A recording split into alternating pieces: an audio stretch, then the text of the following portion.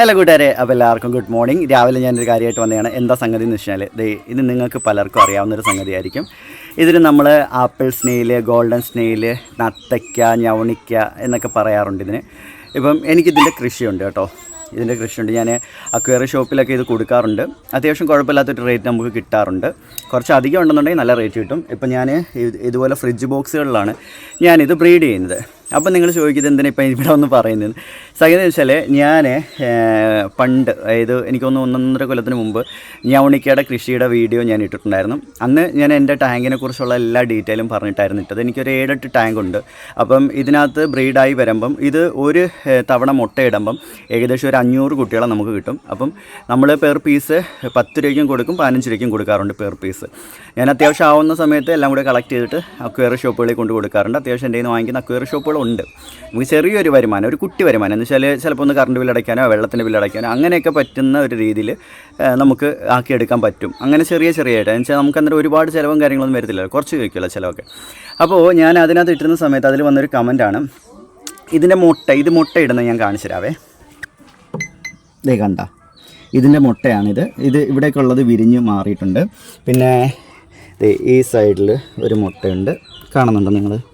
Front cam ആയതുകൊണ്ട് കാണാൻ പറ്റുമെന്ന് എനിക്കറിയില്ല.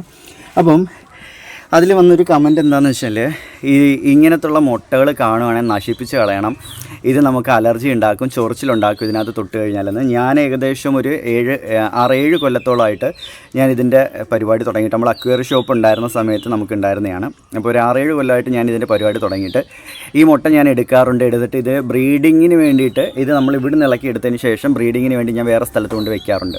ഇപ്പോൾ ഇതിൽ ടാങ്കിൽ തന്നെ വിരിഞ്ഞിറങ്ങിയിട്ടുണ്ട്. അതിൻ്റെ കുട്ടികളൊക്കെ ഞാൻ കാണിച്ചു തരാം. ഉണ്ട് എൻ്റെ കുട്ടികൾ, കുറച്ച് കുട്ടികൾ ഉണ്ടല്ലേ, ചെറിയ കുട്ടികൾ. അപ്പോൾ ഇതുപോലെ മുട്ട ഇട്ടിട്ട് ഒരു 500-600 കുട്ടികളൊക്കെ നമുക്കൊരു ട്രിപ്പിൽ കിട്ടും. അപ്പോൾ ഞാൻ ഇതിൽ നിന്ന് മാറ്റിയിട്ടില്ല, അതിൽ തന്നെ ഇരിപ്പുണ്ട്. അപ്പോൾ ഇത് നശിപ്പിച്ച ആളാണ്, എവിടെ കണ്ടാലും ഇങ്ങനത്തുള്ള സാധനങ്ങൾ നശിപ്പിച്ച ആളാണ്. സത്യം പറഞ്ഞാൽ ഇത് പണ്ട് നമ്മുടെ വയലുകൾ ഇഷ്ടം പോലെ ഉണ്ടായിരുന്നു, കായലിൻ്റെ തീരത്തും വയലുകളിലൊക്കെ.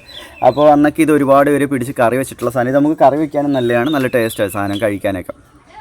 അപ്പോൾ അത് നശിപ്പിച്ച് കളയേണ്ട സാധനമല്ല, നമ്മുടെ പ്രകൃതിയുടെ തന്നെ ഒരു വരദാനമാണ്. ആയുർവേദ മരുന്നിലൊക്കെ ഉപയോഗിക്കുന്ന ഒരു സംഗതിയാണ് ഈ ഞവണിക്ക, നത്തയ്ക്ക എന്ന് പറയുന്നത്. അത് പലർക്കും അറിയാവുന്നൊരു കാര്യമാണ്.